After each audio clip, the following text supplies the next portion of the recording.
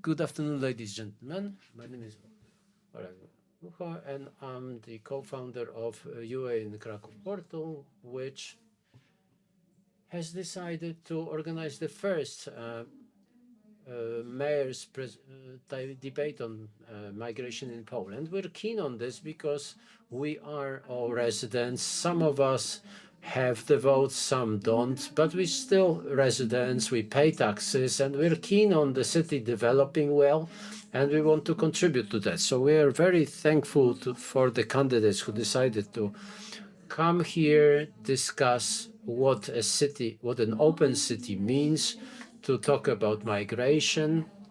And for all of those who are watching us online, I would like to remind you that we have three netcasts at the same time. One is in Ukrainian, one is in Polish, and one is in English, because we are convinced that we have a lot of residents in various languages, so events should be accessible to them.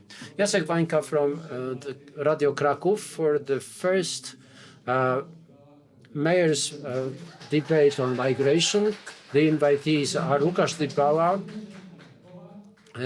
Jacek Harańczyk, Zjednoczeni dla Krakowa, Łukasz Kmita from Prawo i Sprawiedliwość, Andrzej Kulik ku przyszłości,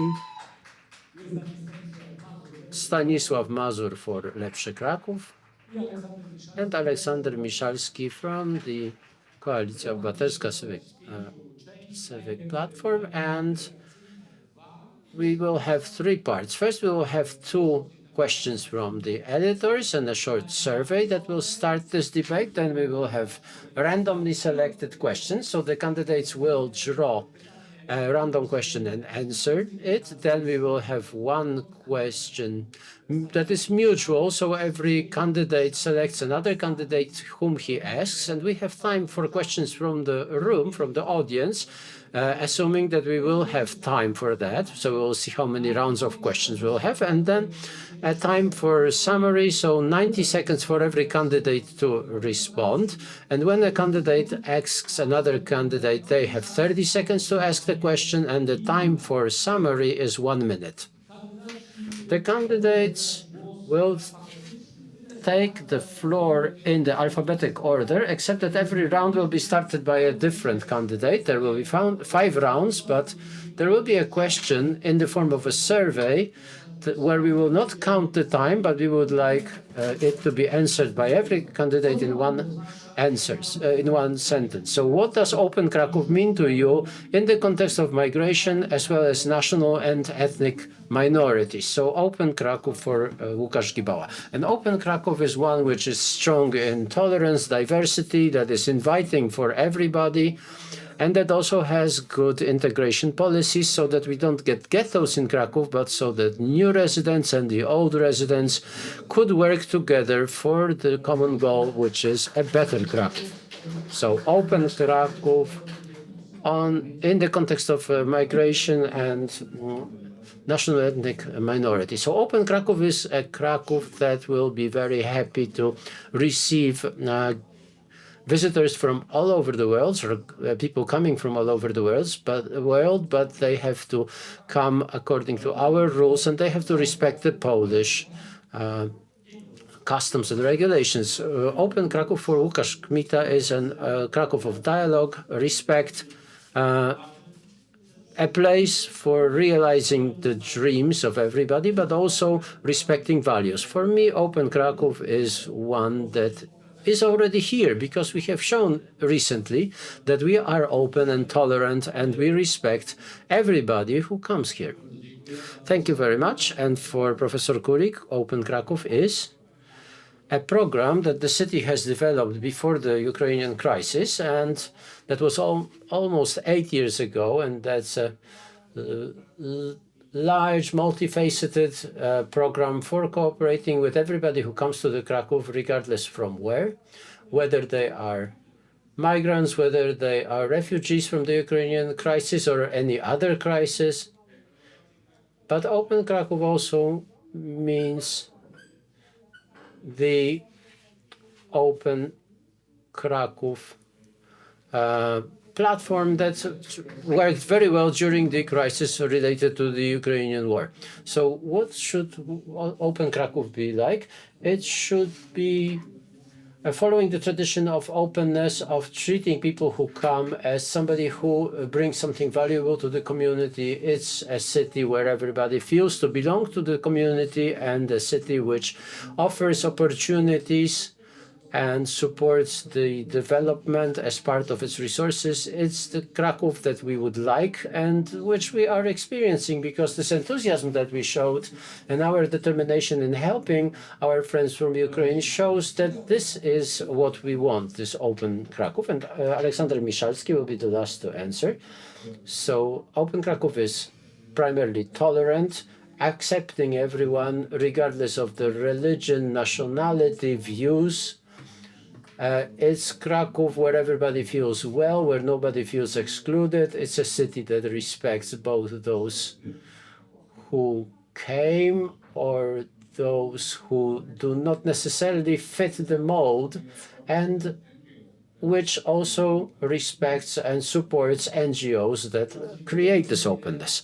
So thank you very much. This was a warm-up question, and now let's have a question according to the rule of 90 seconds per answer. So now we will have another person starting, so that will be Adam Harańczyk. So over 80% of children of foreigners have encountered hate speech or discrimination in Polish schools. This, according to research conducted by one of the organizations established in Krakow called Sondertime. And the question is, how will you support children and teachers in such situations? And how can we improve the mechanism of reporting crimes related to hate speech? So, Adam Harańczyk. First, we would have to define what hate speech means, because now in Poland, this term is, in my opinion, abused.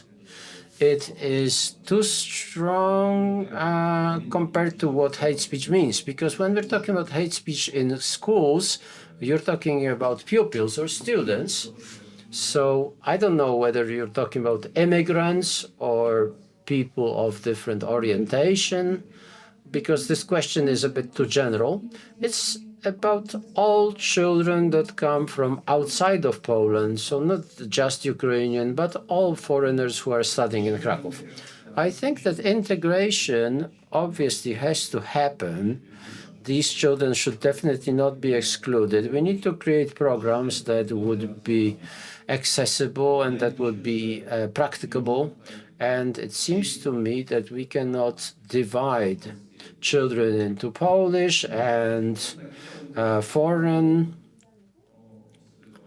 I don't want to talk about children from Ukraine only. I want to talk about immigrant children in general, because if they are here, then they should be offered the same opportunities. But with regards to the reporting of such events, well, there is no, Poland in general does not have a migration program. And that concerns immigrants, not only children, but also adults. So we have unfortunately not developed any immigration system. And as a result, we have this problem that became much stronger when the war in the East started. So I think it's not easy to develop such a program, but I think that the participation of all NGOs is of great importance, because this allows us to create such programs in ways other than the government action. Okay, so what about the clock? Should we start it during the answer of the second candidate? So let's repeat the question. Now it will be Łukasz Kmita who will be answering.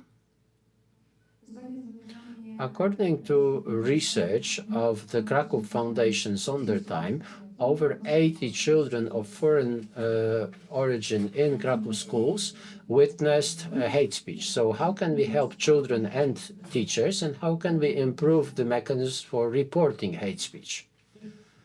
Well, this question is quite surprising to me, because I would never have thought that such a large percentage of children of migrants could experience hate speech in Krakow. I would like to get to know this data better, because I'm convinced that we as Krakow residents are very open. We respect people who are different. We respect the fact that people have other views, other attitudes, and I would think that Krakow is very tolerant compared to other Polish cities. So after this debate, I would like to learn about the detailed data. But if such events occurred, and both the headmasters of schools and the education authority should unambiguously react to this. This reaction should be strong, decisive, and Krakow, and I believe everybody agrees with these values, that Krakow respects some diversity, and I would think that parents have so far also reacted to such events. But I have to admit that this question is quite difficult for me, but I will answer it as follows. It also depends on every one of us how we react to such a signal. So just waiting that the Polish state or the local government will react, or that somebody else will react, if you don't react yourself, is washing your hands of the problem. So I am certain that we need education. We need to educate both children and parents. We also need administrative action, but we also need to have discussions at the level of teachers. Give me 5 more seconds. So teachers, parents, talking to one another, and involving psychologists as well. So can we start the clock now? We'll count the seconds ourselves. Right, the same question goes to Mr. Kulik. I don't know the data, the statistics, but I think that's the reflection on the reality.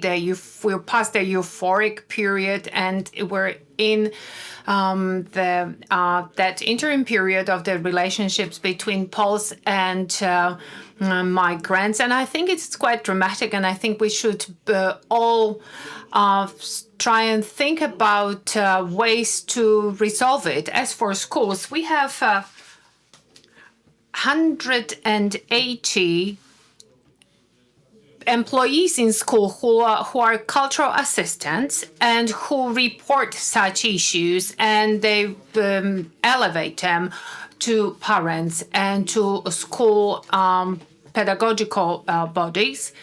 Well, I think that's one way to go about it is to organize some meetings that would promote each other's or one another's cultures, because we don't know our values. We're not familiar with our cultures. I think that it's all about integration. The more we do about integration, the less intense all these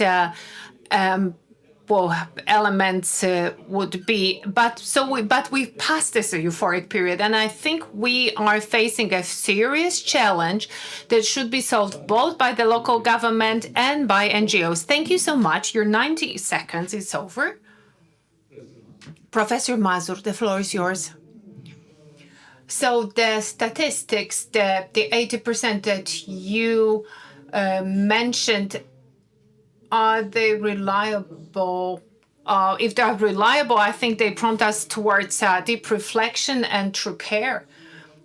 It is a very serious issue. Mr. Turski, Marian Turski, said that we shouldn't be looking away when bad, evil things are happening. He spoke about history. He spoke about another tragedy. But I think this can be also quoted here. So if you have situations like you describe in school, I think there are some rudimentary ways of handling such situations. We have teachers, we have the whole school hierarchy, we have the whole school reporting system, and then we have this cultural dimension, which is about self-understanding.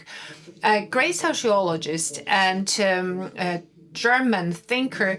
He wrote in 1930s the work about the others, and it's about migrants, those who come to a foreign country and encounter millions of difficulties and challenges, and those who are local should try and understand these incomers.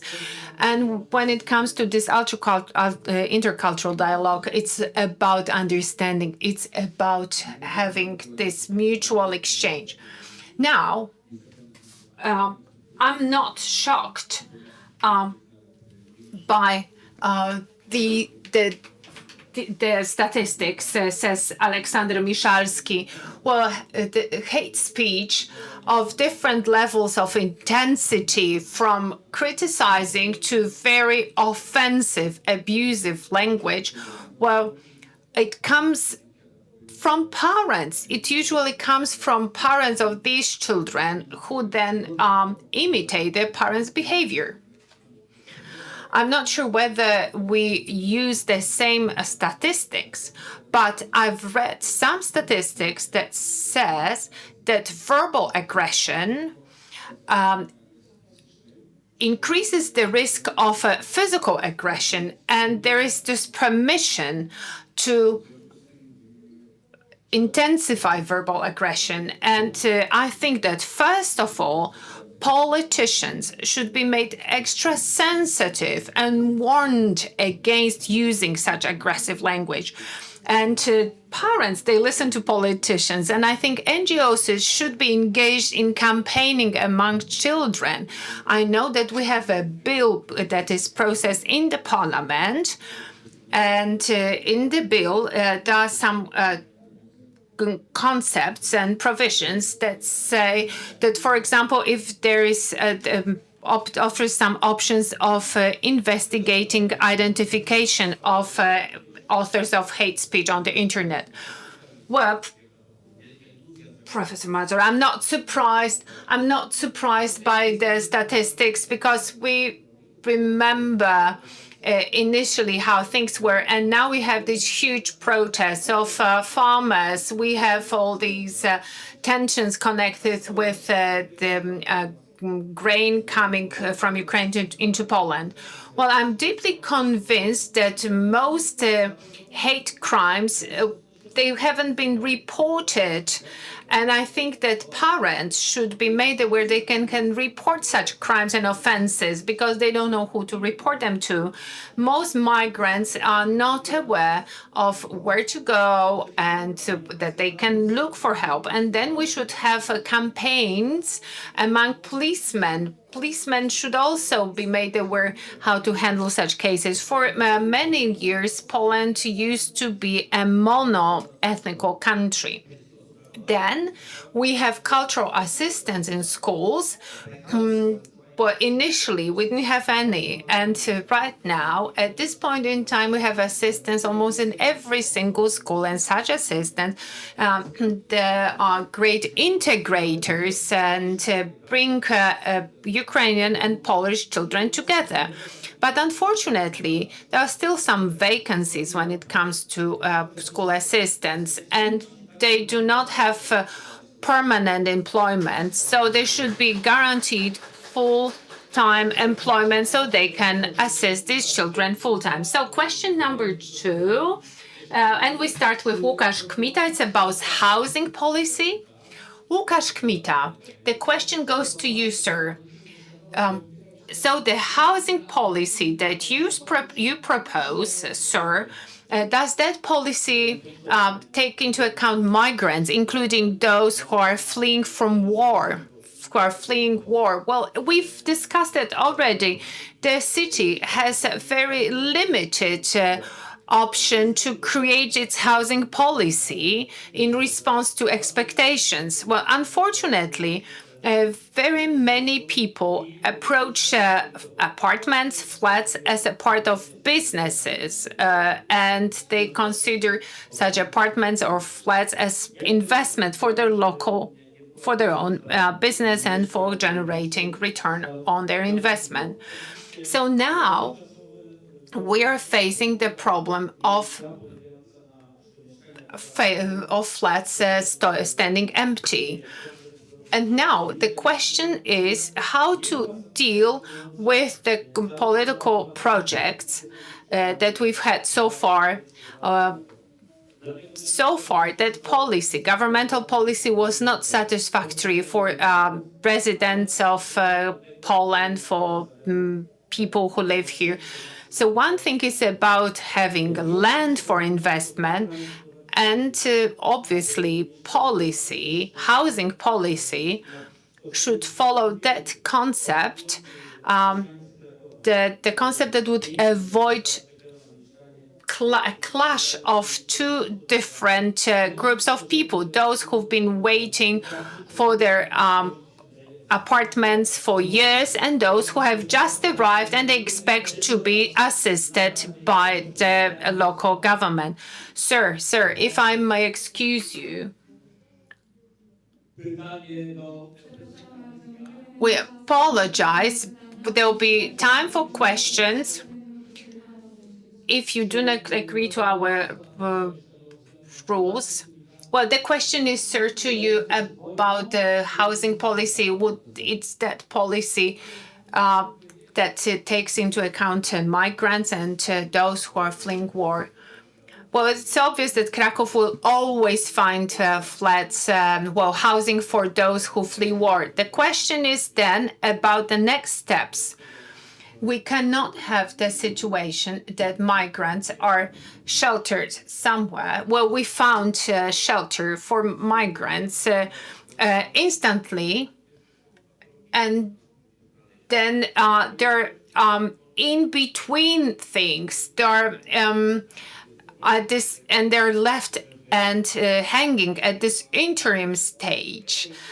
And in Krakow, that is particularly important because we have very low level of unemployment.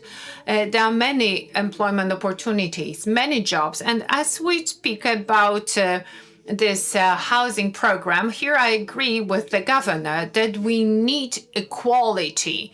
And there are some extreme cases. We've had quite many extreme cases. We had families fleeing war, and they were completely incapable of taking care of themselves because of very severe diseases, health issues, family situations. These would be families of 8 or 9, and in such cases, the city must follow this humanitarian tract of procedure. Now, 90 seconds for Professor Mazur in the context of the housing policy, including forced migrants.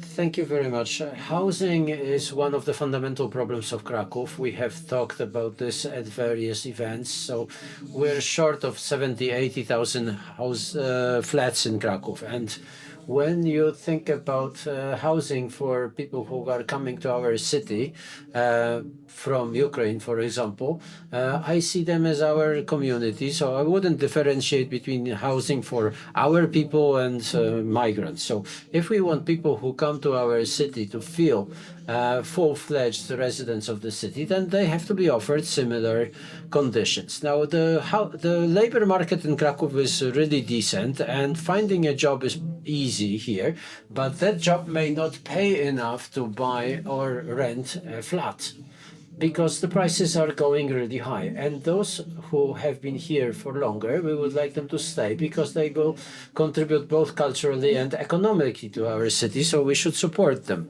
in this. And I think that starting various programs, for example, government programs that would allow us to stabilize the housing situation of those who come to our cities and want to work here and live here, that would be a reasonable solution, because I would really want to avoid the situation that I saw when I was a rector of the University of Economics in Krakow, when this huge wave of people from Ukraine came to our city, and we provided them with dorms, and we were hated for allowing them to live in student dorms. Mr. Mazur, housing policy in the context of forced migrants. So I cannot imagine open Krakow as anything else than one that treats people who come here the same way that we treat our own residents, because whoever comes here becomes our resident. So 60% of Ukrainians who now live in Krakow do not want to migrate any further.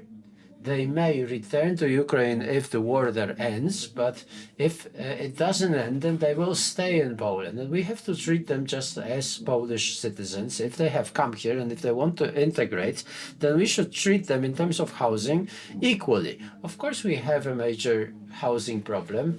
We need to expand the system of apartment for repairs or avoid vacant apartments standing empty. But owners of private flats in Krakow are frequently afraid of renting flats to foreigners, and a social agency for rent could solve this problem by guaranteeing also the owner's rights. Mr. Michalski ended before time, and the same question to Mr. Kipała. I'm definitely against special targeted housing programs for immigrants, because those would only create further division and further dislike. For example, like in Kline, where it was said that as part of Mieszkanie Plus, Poles were told they have to wait a bit longer because those apartments will be allocated to Ukrainians. I believe that we have to solve the housing problem in general. It's the same problem for original residents and migrants. And the only solution is that the state or the local government has to build housing, because if we don't, if we only offer loans, they will just drive the prices even higher. The city should be building apartments as part of social housing initiatives, and then the prices will go down and housing will become more accessible for purchase or for rent, both to Poles and foreigners. Now, many landlords publish ads where they say they don't want Ukrainians, and we could conduct some information campaign that the kind of newcomer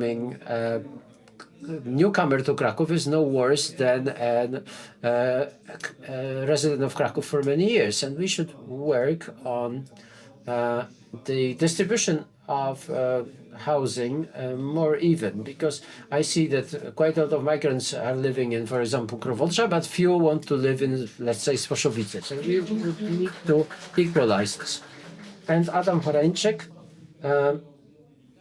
does the housing policy that you propose include migrants, including forced migrants? Well, I didn't feel I would support Mr. Gibała here, but I fully agree with what he said.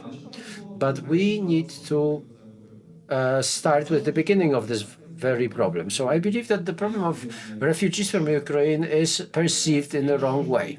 The majority of those refugees do not come from areas where there is actual fighting, so they are not legally considered refugees. So the Act of March 2024 that expanded the rules of receiving war refugees, and that was extended until 2025, is wrong, because all those benefits, all the social security charges and so on, those are erroneous solutions, and they have caused the conflict between original residents, long-term Krakow residents, and people who are coming here. This is creating such conflicts. So I do believe that residents of Krakow should not be treated any worse. What is more, long-term residents of Krakow should have better conditions, because before the war they were already waiting for municipal housing. And I have many times talked to people who have been waiting for social housing for years, and I think that this is the primary problem. So Adam Horańczyk is ending this round, and now round number 3. And those will be random questions. We have 6 questions, 6 candidates. Every one of you will select one question, will draw one question. But Olha will tell you more about this. And what is more, We are receiving questions from you. You can send them to the email. Olga, can you? Yes, so here are the addresses. Here you can see the email address to which you can send questions, and you're invited to do this.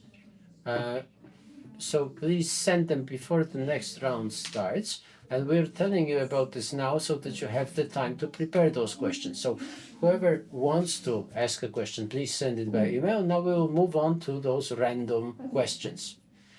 Okay, so let's begin by explaining what random questions are all about. So we have this plate here, and there is a number of questions on it, and every one of you will answer one question that has been asked by residents or by an NGO. So please select a question, take it from the plate so that it never is never repeated. And now I would like to suggest to Andrzej Kulik that he starts. So one question, yes? Can you tell us the number of the question?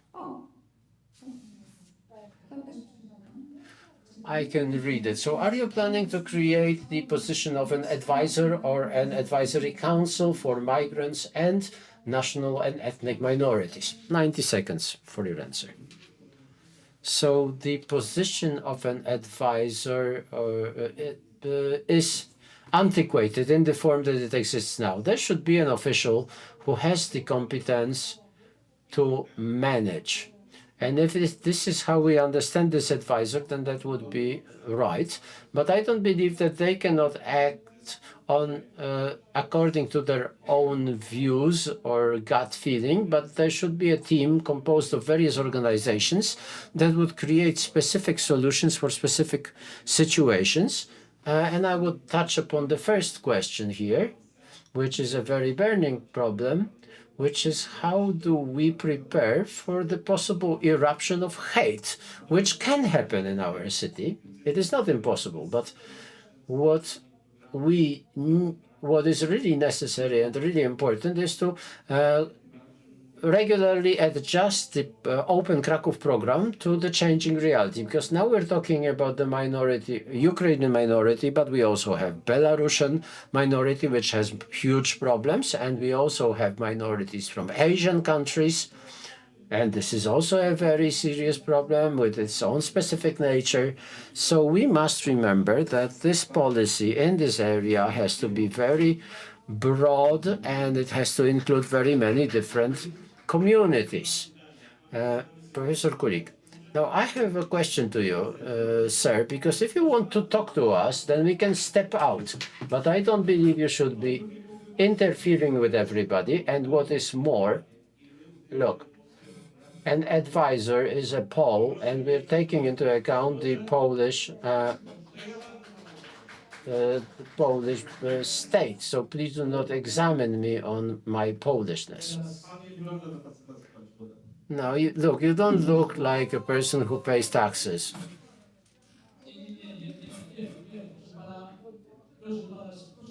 No, please conclude this discussion. And okay, so Professor Mazur will be drawing a question, I understand.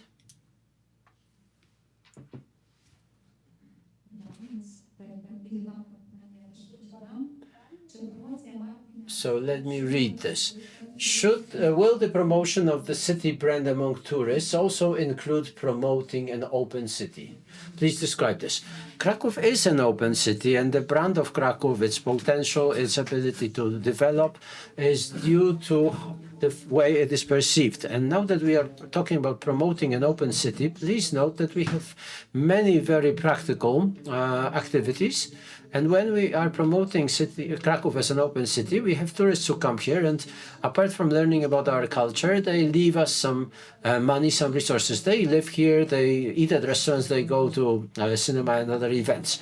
And Krakow as an open city also attracts talents. So I don't know whether you're aware of the fact that multinationals in Krakow are employing over 120,000 people, and very many of them are foreigners. And Krakow I was quite surprised, but Krakow now has about 25-26% of foreigners.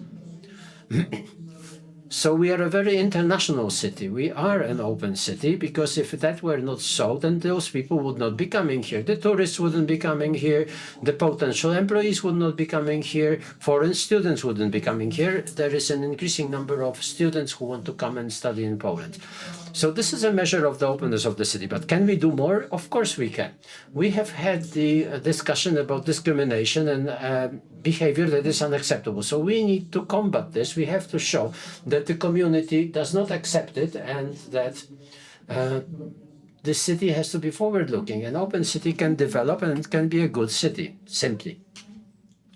The time now works, so you can follow it on the screen. So now I would like to ask Alexander to take the floor. So question 8. How will the city support the development of entrepreneurs among foreigners? I do not see a major difference between supporting entrepreneurship among Poles and among foreigners.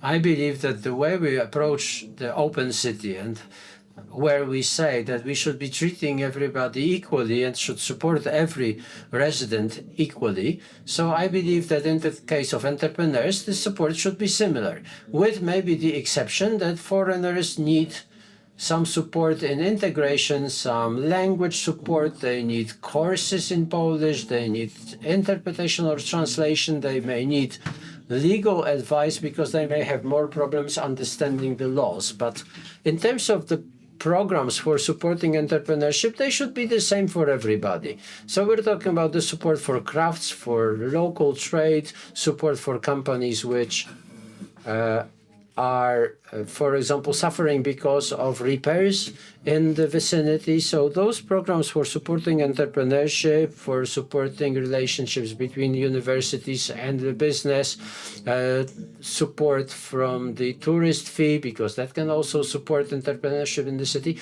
should be the same for all entrepreneurs.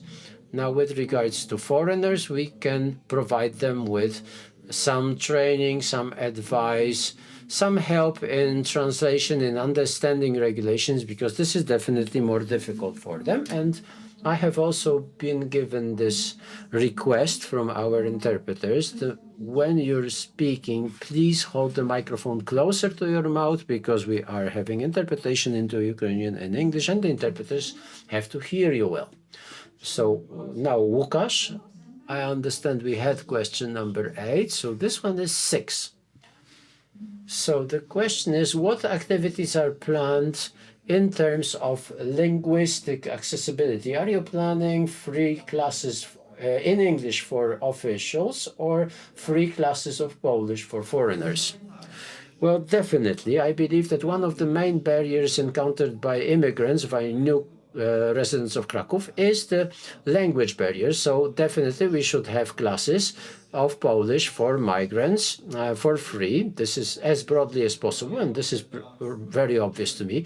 And also, it is a barrier for people who come to the authorities, to some office, and they don't know Polish very well.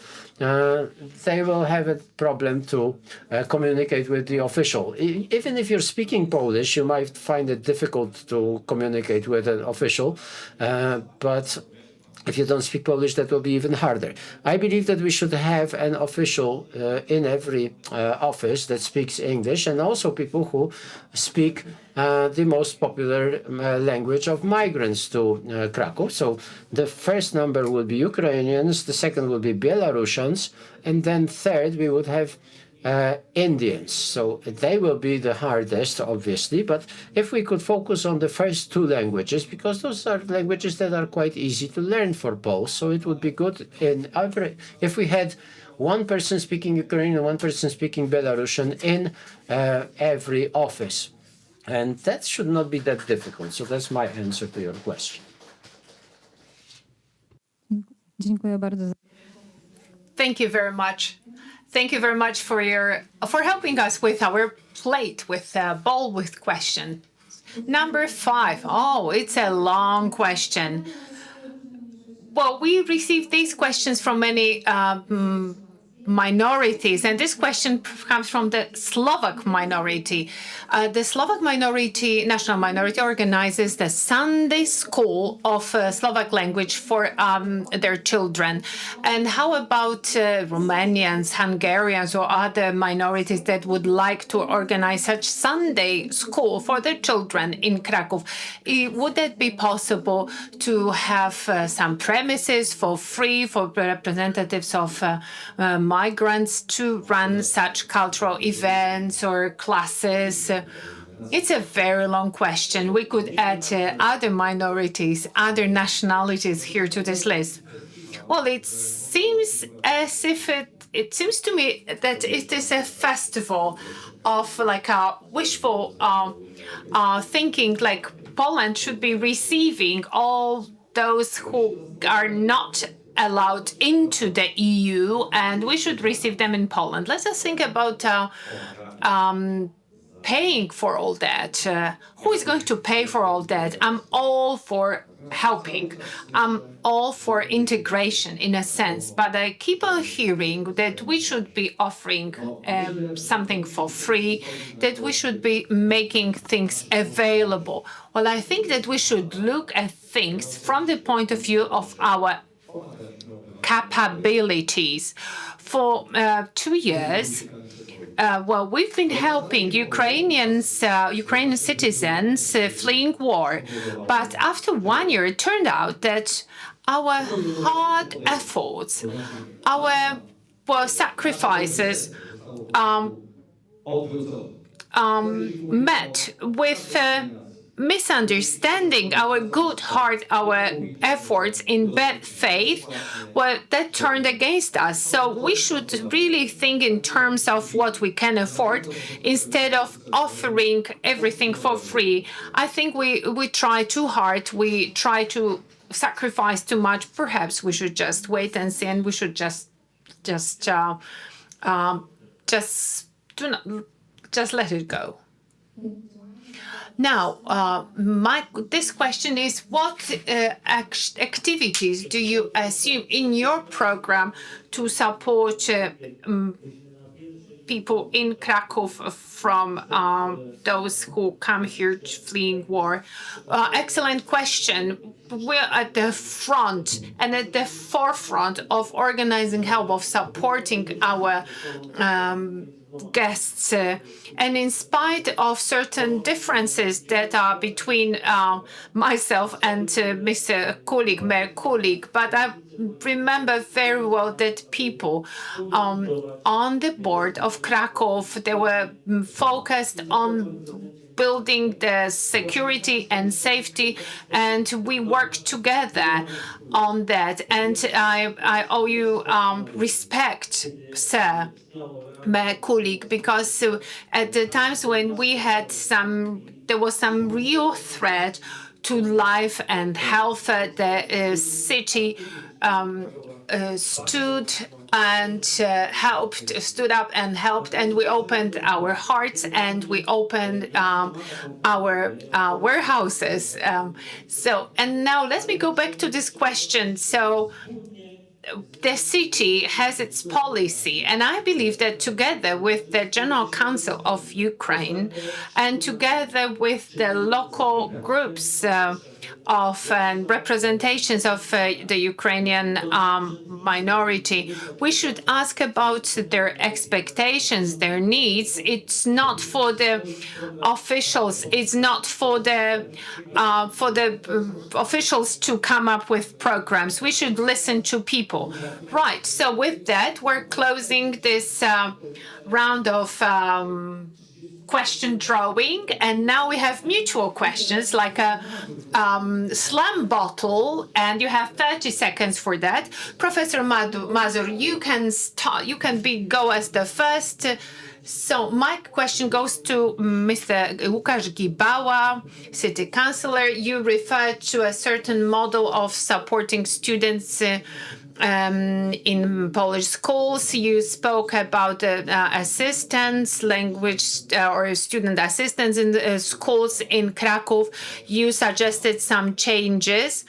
Well, so what would these changes be? Well, that program works, but it requires some alternations. So we have more than 100 educational establishments with such assistance, but still we need more because there are some educational establishments that do not have any such assistance.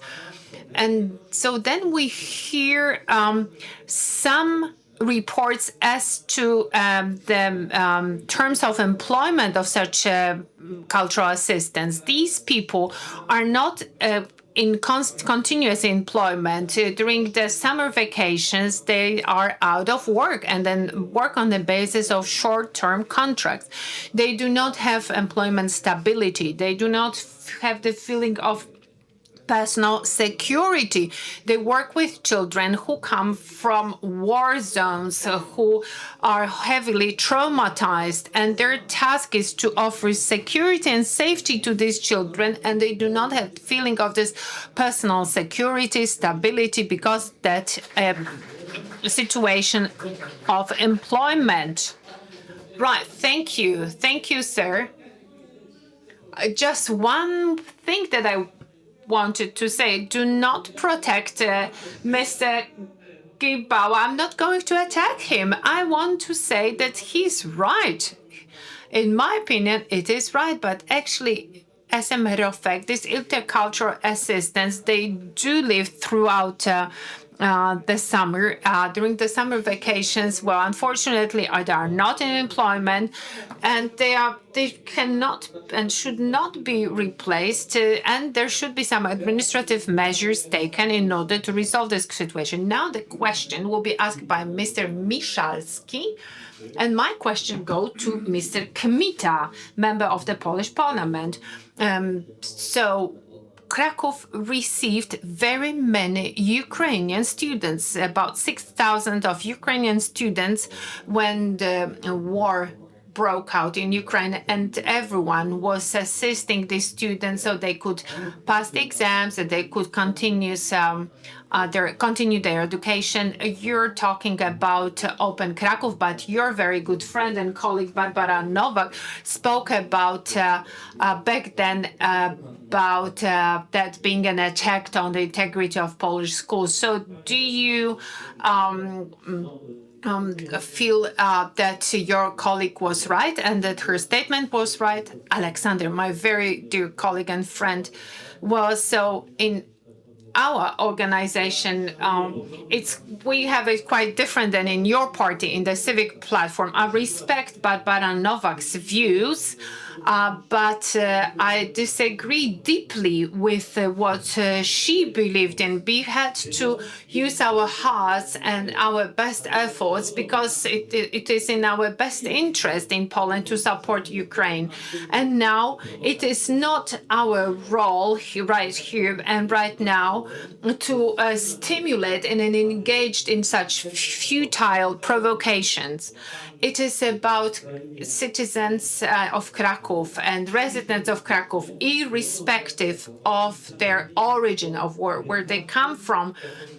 They should feel well in Krakow, and it is our role to make sure that they feel well in Krakow. And let me assure you that Barbara Nowak, as far as I know, she is running for the for the regional assembly, and it is quite likely that she'll be elected.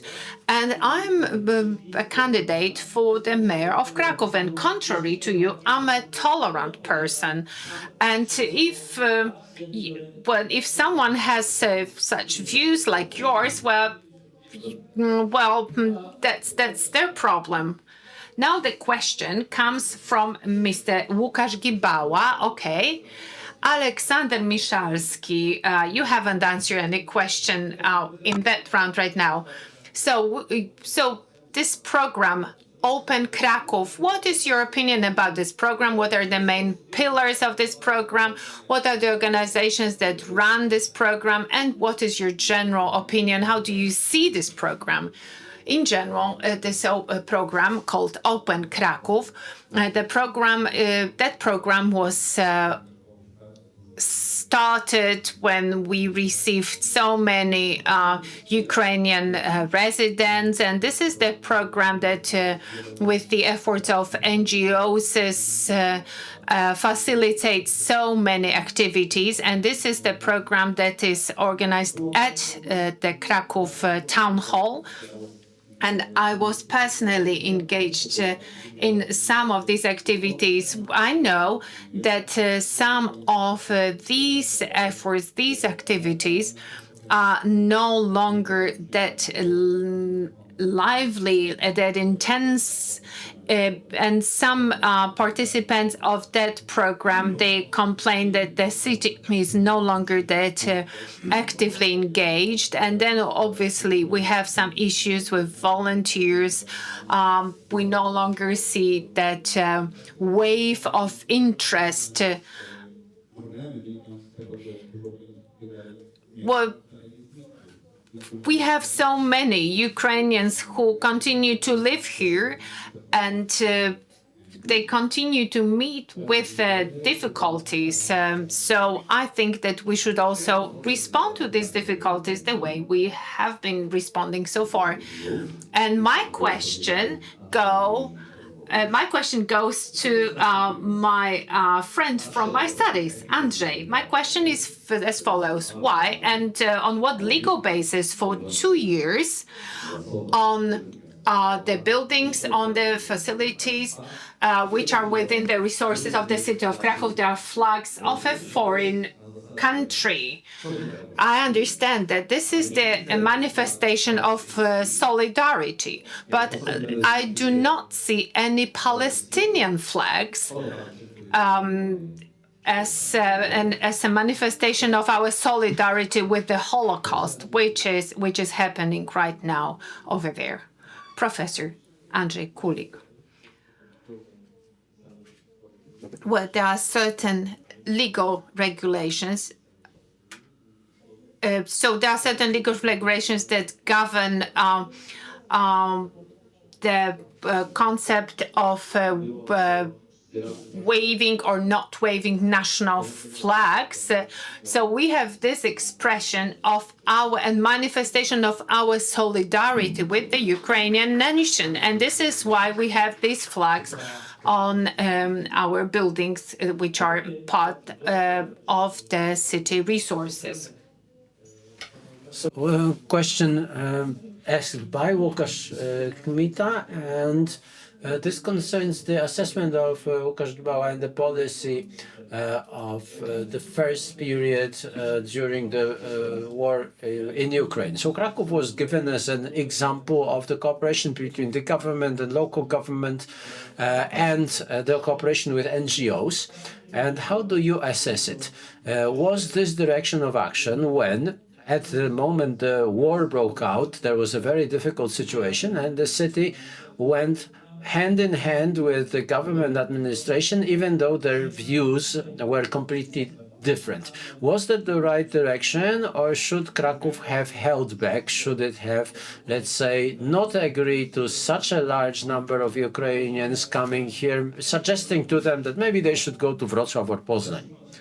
So partly the diagnosis that you have given here is right, because yes, Krakow residents were great hosts for Ukrainian refugees. There was a great coalition of NGOs that did a great job, and they cooperated with both local administration and also the government administration at the regional level and central level, although that cooperation was not as great as you may say, because NGOs were complaining about some parts of that cooperation, but I will not touch upon that. But my view is that when we have further waves of refugees, and we will encounter them, we should have as good a cooperation as possible between the local government and the center.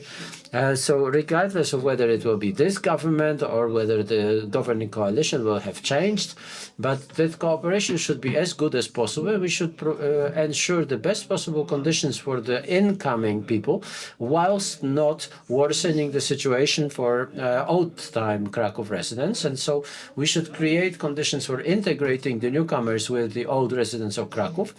but with the benefit to those residents as well. And finally, the cooperation with NGOs. They have a lot of knowledge, a lot of experience. They are a huge resource. They know things much better than you or I. So we should listen to them and we should give them the tasks related to integration, supporting refugees, and the tasks should be given to them first and then followed by the cooperation between local authorities and the central government. The last question will be asked by Professor Kulik. So I don't believe that Mr. Michalski is intolerant, because he is tolerant, but I think that the comment on Ms. Nowak was completely wrong, because we know about Ms. Nowak and how far away she is from, let's say, normal thinking. It is her right, but I do not believe that we should be using her as a red flag. But I have a question to Adam. So tell me, please, how do you want to combine your right proposal of integrating the minority whilst not excluding illegal use of Poland? So how can you you have a person who doesn't use Polish, but at the same time you're excluding them from learning Polish, yes? So we are talking about integration, and that integration is composed of many different elements. Some we can do ourselves, some we can't. And during my student years, I visited several countries as a gastarbeiter. Those were the times of communism in Poland, and the situation was different in different countries. It was different in Sweden, it was different in Germany, whereas today, Sweden, that used to be the leader in that area, is now completely withdrawing all the integration programs. So this is food for thought for us. And here I don't want to divide migrants into those who come from Ukraine, where there is a war, and those who are coming from India, where there is no war. Well, but they are in completely different situations. There's one thing we can't do. We can't do the multi-culti, we can't create a multinational country, because if you know the history and if you remember how that ended in the Second Republic of Poland, that was an error and we must avoid it. But we will be having guests, we will be having people coming from abroad, and we have to integrate them somehow, but only those who want to integrate. You can't force anybody to integrate. This is what I believe. Okay, this was the last answer in this round of questions, and now questions that have been proposed by the audience. So the first question from the audience, we'll start with Aleksander Michalski. So I will be repeating those questions once in a while. So in Krakow, at the end of June 2023, the Social Security registered 63,000 foreigners paying taxes, and there are almost 2,300 sole traders, of those 700 high-tech. So what is the budget for subsidies, for inclusion programs, and for integration? So Aleksander Michalski. Well, I'm quite... this is a question asked... So 63 foreigners paying taxes here, and what budget? A budget for adaptation, inclusion, and integration. I can't give you a number off the top of my head.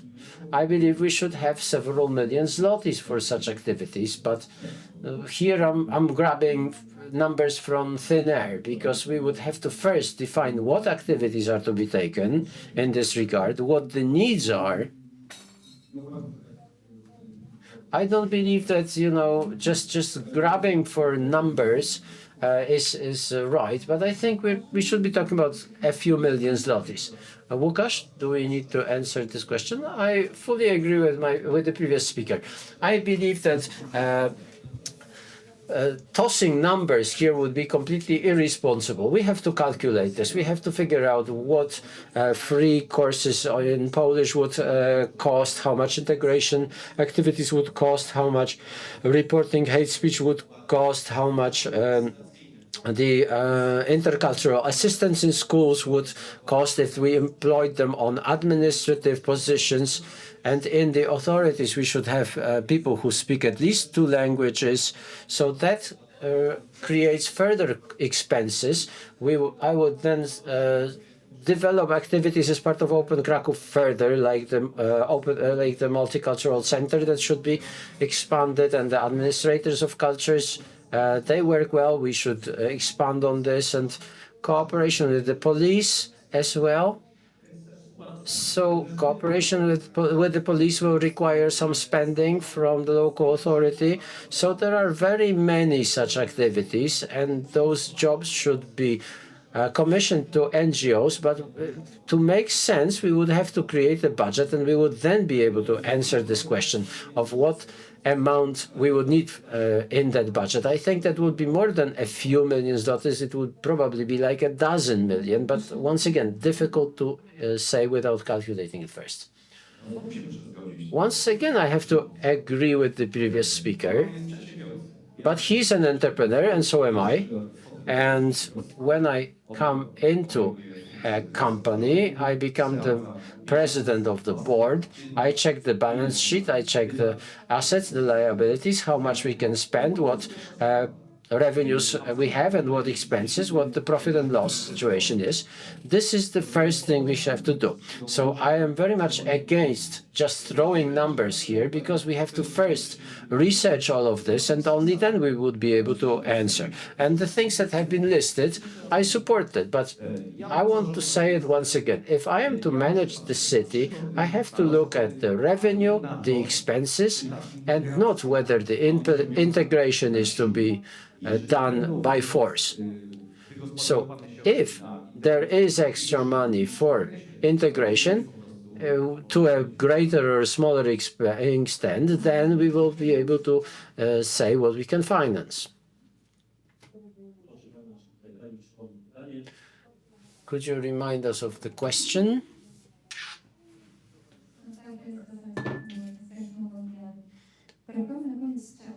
At the end of June 2023, the Social Security had 63,000 foreigners who are paying taxes here registered, and we have almost 2,300 sole traders registered, 700 operating in high tech. So what is the budget for adaptation, for inclusion programs and integration programs?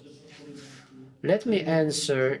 Well, before I answer, I want to share a reflection. So in the lower house of parliament, I'm a member of the Commission for Contacts with Poles Abroad, and I was recently in Italy, in Napoli, and I met Polish diaspora there. And the Polish diaspora has to pay for renting rooms. They have to pay for teachers of language. They are supported by the consulate, but the city of Napoli is not getting involved in that support at all. So this is the European experience. We can disagree with it, but we have to look at facts. And it is not surprising that if somebody works, they are paying taxes. And this is not something that is extraordinary. If we're talking about offering the same opportunities to residents of Poland and immigrants, then we're treating them as follows. You are in Poland, you live in Krakow, you have the same rights and obligations. So, first, I believe we should cooperate with the general consuls of the countries involved to assess the real needs. We should also cooperate with NGOs, but in Krakow we have several dozen consuls general of various countries, and they know very well what the problems are, what the needs are, and what should be done. So this cooperation should be at the administrative level and cooperation with NGOs. I would like to ask Andrzej Kulik to answer. I'm surprised because they are entrepreneurs and somebody is paying social security. Well, you know where social security charges go. They don't go to the city budget, and everybody knows that. If we're talking about taxes, well, please remember that first, the amount from the income tax is split into different municipalities. So we get a very small fraction of that. Now, Mr. Gibała talked about integration activities of the city, and he has listed almost all of them. But please remember that integration activities don't belong to the local government only. They also belong to the central government and other entities outside of the administration that the city has no influence on. If we say that integration is the job of only the local authorities, this is a dead-end street. We need to have funds distributed at all levels. Now, if you're saying in Italy, I think that migrants, they are trying to integrate migrants who are sailing across the Mediterranean Sea. Maybe they don't want to integrate Polish migrants. And I fully agree with the situation that you have observed in Italy, but the situation in Germany, for example, is completely different. So it really depends on what city you look at. Now, giving any number would be irresponsible, but I believe that the answer the way we look at this question should be different. If we have 63,000 people who are paying taxes, then we have some revenue, and we should be part of a coalition where everybody contributes. The central government, the city, but also the Ukrainian citizens. So let's be solid. Let's act in solidarity, but let's all contribute to this. And I think that this will be changing over time. What is right in the question that you asked is that there is such a great number of Ukrainians who are conducting business in high tech. So 700 people. This means that the integration process is progressing. And I believe that we should have this general rule that just like other nationalities are treated in Krakow, so should Poles be treated in other countries. So thank you very much. And now I would like to hand over the microphone to Jacek so that we can have the last round. So it's time for summaries now. We are a little bit ahead of time, so every one of you gentlemen will get 90 seconds, so 30 seconds more, for your final speech. So the first one will be Łukasz Gibała first. So first of all, I wanted to thank all of you here for organization of this debate and for giving me the opportunity to participate. And I think it's important that we have this debate. It's one of the most important topics, and as much as 15%, these are of Krakow residents, these are immigrants. So this is a very important part of Krakow's policy.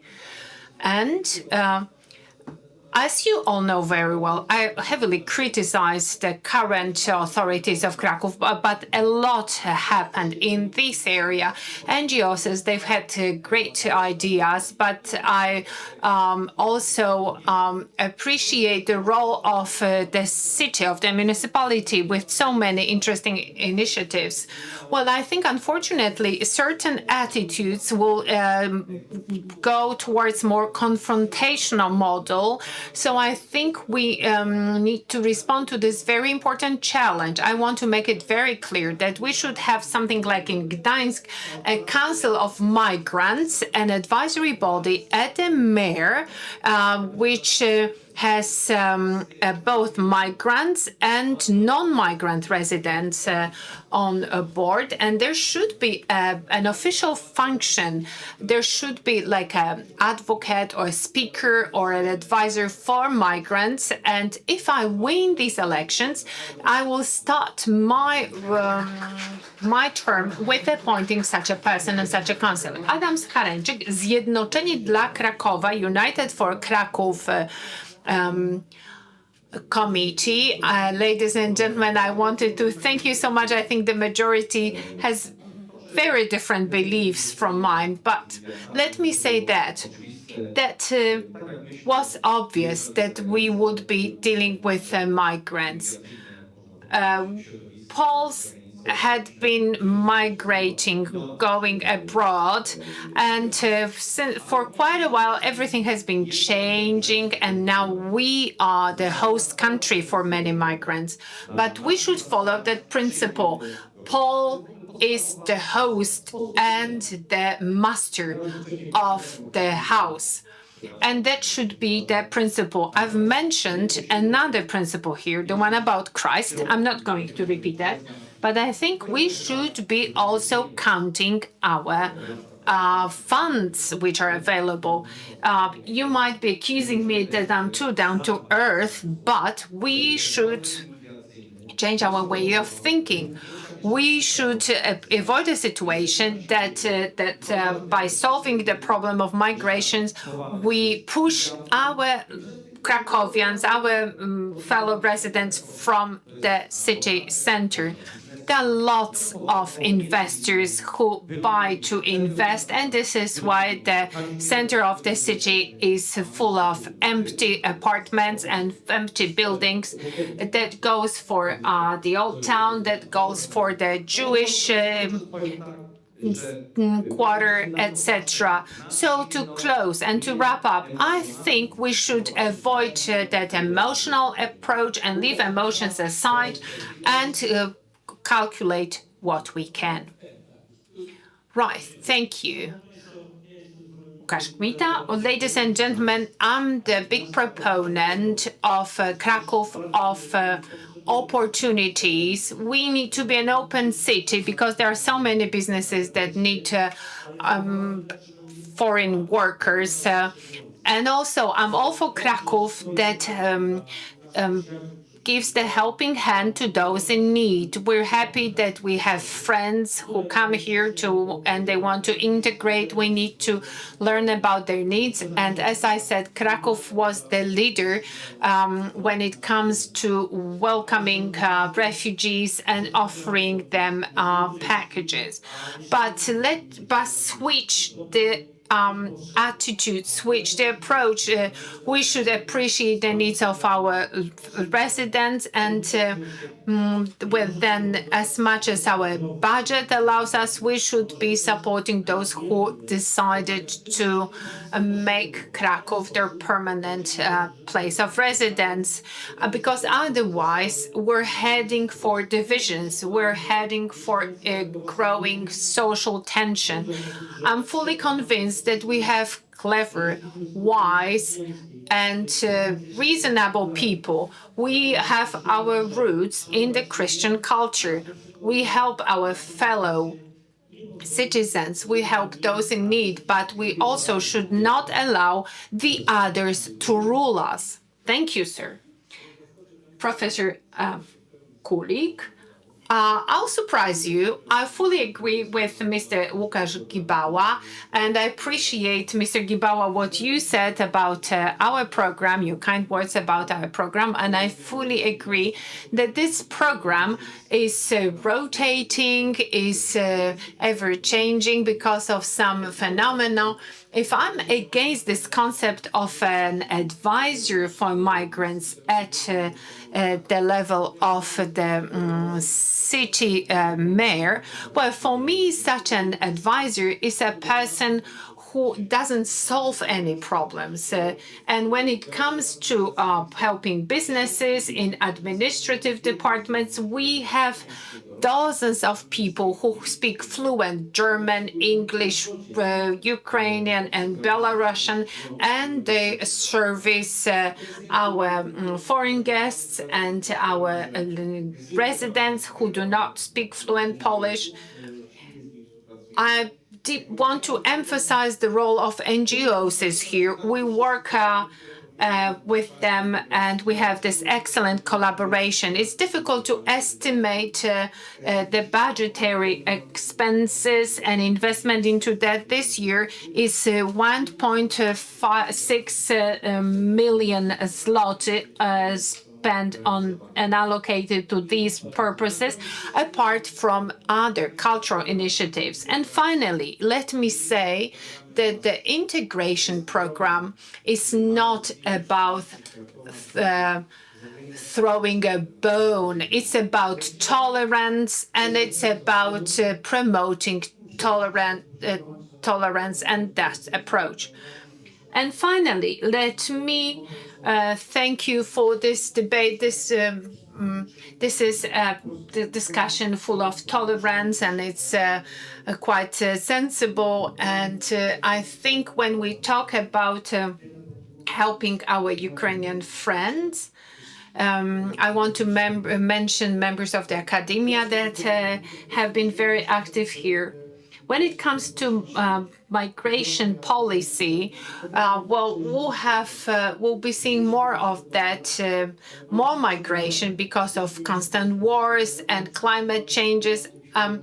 Let me just look at the Polish and Ukrainian relationships. Well, that shows that there are so many topics that need to be deeply debated.